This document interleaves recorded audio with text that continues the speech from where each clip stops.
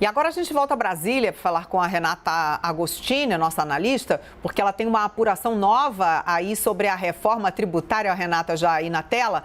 Renata, há um movimento para apoiar, para votar a reforma, mas não está saindo do principal interessado, que é o governo, é isso? Traz aí os bastidores para a gente. Isso, Carla, esse movimento está partindo, essa articulação está partindo do presidente da Câmara. Olha, num encontro na noite de ontem aqui em Brasília, Rodrigo Maia conversou com os líderes da oposição e de parte dos partidos do Centrão, então, para fechar um calendário que prevê a votação da reforma tributária até a segunda semana de dezembro. Eu conversei com líderes que estiveram nesse encontro, que aconteceu na casa do deputado Volney Queiroz, que é líder do PDT.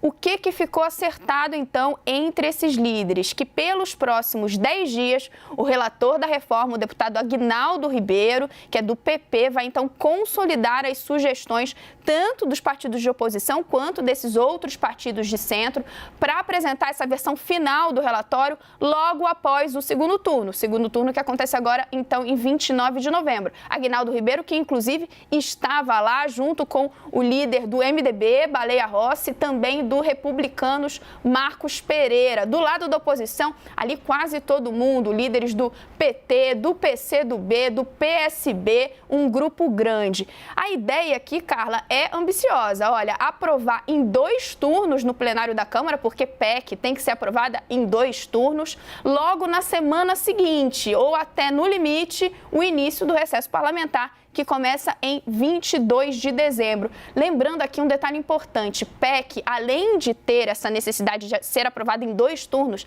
ela precisa ter pelo menos 308 votos. 308 votos ou mais, né, dos 513 deputados. A conta que esse grupo está fazendo é que tem sim os votos suficientes. Se eles juntarem, então, todos esses partidos, esse blocão da oposição, mais então democratas, partido de Maia, MDB, republicanos, né, os líderes que estavam presentes ontem nessa conversa. Agora, Carla, esse acordo, né, para a reforma tributária, ele indica também aí um movimento político que é muito importante, é necessário a gente observar. Parte dos líderes, então, indicam que eles desistiram de esperar o governo se organizar e está, então, montando ali um planejamento sem contar com esse núcleo duro da base aliada do governo. A gente vinha falando aqui com frequência, né, dessa tentativa do governo de organizar a pauta e votar projetos que ele considerava, então, prioritários. Esse grupo tem uma meta ambiciosa aí, porque precisa de 3/5, né, Renata?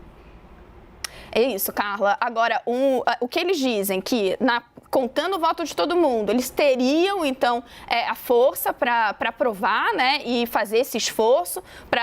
É, de fato, ambicioso porque você tem um texto complexo, reforma tributária não é fácil, a gente sabe que mexe ali com muitos interesses, então você teria não só que fazer uma apreciação célere, mas uma mobilização grande no plenário. Agora, eles entendem que vai ser possível, porque há, então, esse acordo aí com muitos partidos e que o governo, em determinado momento, vai acabar entrando também, mobilizando a sua força. Força essa que estava trabalhando até agora para obstruir as votações. Esse é um ponto importante. Com o pedido de urgência constitucional que foi feito pelo governo naquele projeto da cabotagem, a pauta segue travada para PECs também. Só não segue travada para medida provisória.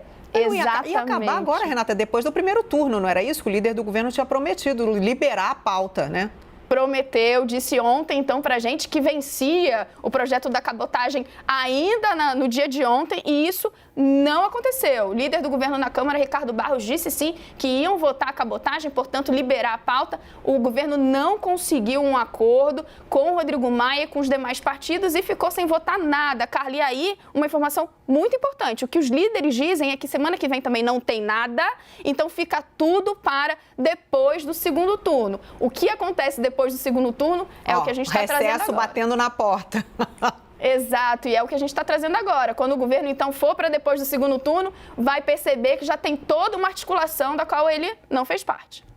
Pois é. Bom, se pelo menos, né, com tudo que está acontecendo aí, a gente resolver a navegação de cabotagem, vamos seguir, então. Obrigada, Renata.